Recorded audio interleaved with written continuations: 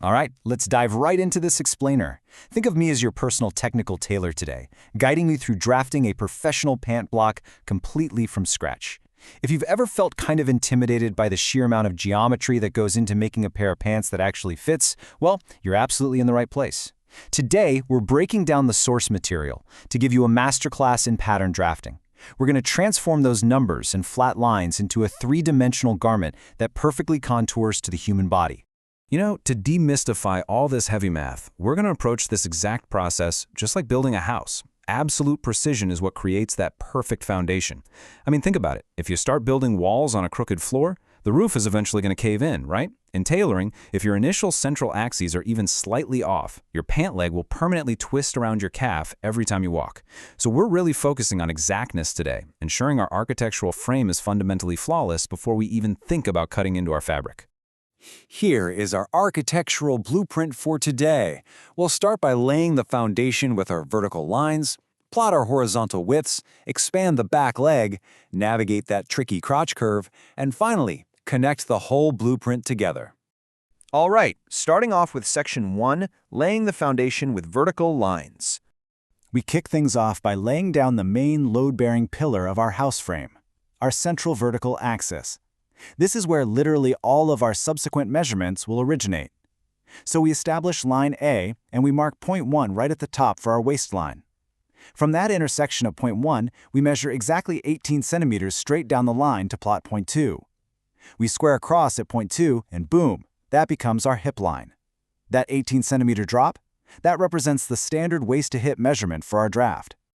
Now pay attention here because this is the absolute most common error students make when plotting these front vertical lines, failing to square perfectly from the vertical axis at point 1. Guys, if you just eyeball this 90-degree angle, your entire grid is going to slope. If your lines do not square correctly, stop immediately. Grab a proper drafting square and redraw that intersection. A misaligned point 1 dictates a twisted, leaning draft, which is ultimately going to result in twisted garments. Nobody wants that. Okay, staying right on line A, we measure down 29 centimeters from our initial waist intersection at point 1 to establish the crotch depth at point 3. Notice how we're clearly numbering our labels? It is incredibly important to describe and label every single point clearly as you go. It seriously saves you from a massive headache later during the drafting process. Because trust me, when you've got a page completely full of grid lines, knowing exactly where point 3 is a total lifesaver. Moving on. Measuring 39 centimeters down directly from the hip line at point 2, we establish our knee line at point 4, basically extending our foundation downward. Finally, measuring 85 centimeters down from that exact same hip line at point 2 gives us our hemline at point 5. So our load-bearing pillar is perfectly sectioned off into the waist, hip, crotch depth, knee, and hem. Let's move right along to Section 2, plotting the widths with horizontal lines. So, with our vertical pillars secured, it's time to build the horizontal crossbeams and, honestly, demystify the math behind the fit. This is where we give the body room to breathe. The crucial part here is saying this formula out loud so it sticks. We take the original circumference measurement, add our desired ease for comfort and movement, find that total, and then divide it by 2. Why divide by 2? Well, because we're only plotting for just one leg right now. For example, look at our knee circumference. It's 45 centimeters, plus 2.5 centimeters of ease, giving us 47.5. Divide that in half, and we've got 23.75 centimeters to work with for our single leg draft.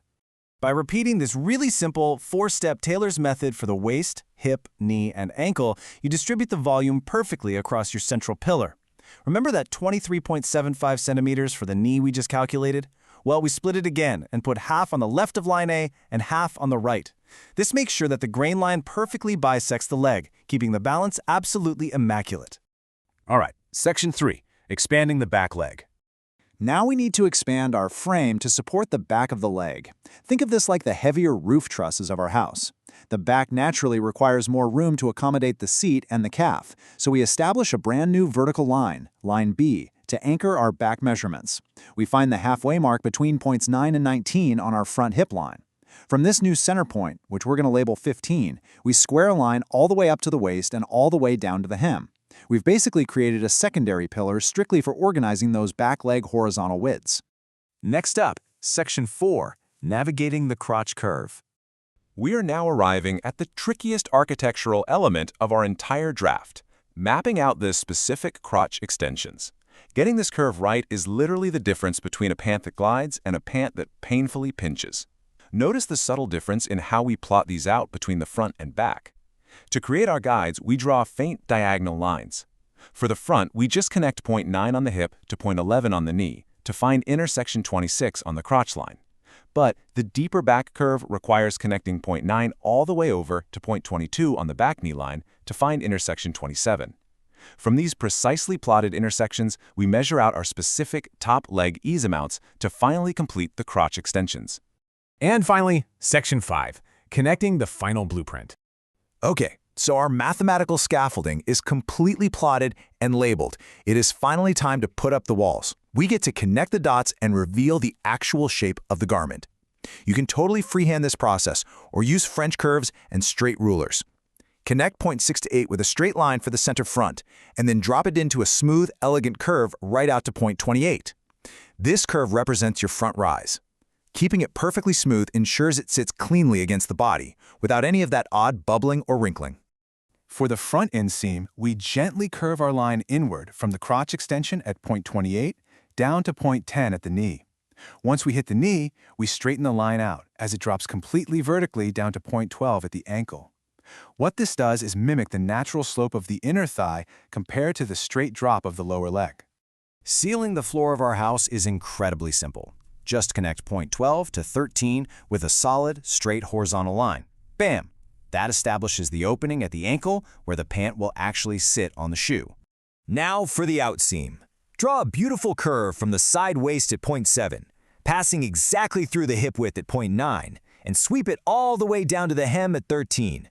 The absolute crucial technical rule here: make sure this line stays to the right of point 26.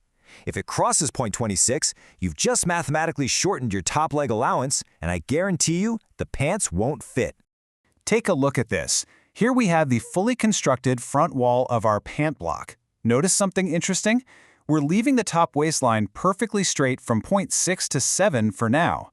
In professional tailoring, we always keep this straight on the initial paper draft. It leaves room for first-fitting adjustments on the wearer's unique body before we finalize any curves at the waistline. For our final inspection, we have to return to exactly where we started, line A. Line A was our initial central pillar, and it absolutely must be honored as the straight grain line when you go to cut your fabric. The straight grain line is the single most important placement for a perfect fit. It ensures the fabric drapes cleanly down the center of your leg without twisting around your knees when you sit or walk. All of our math was distributed around this single line for a very good reason. So when you really understand that this initial alignment dictates absolutely everything, it leaves us with one final thought.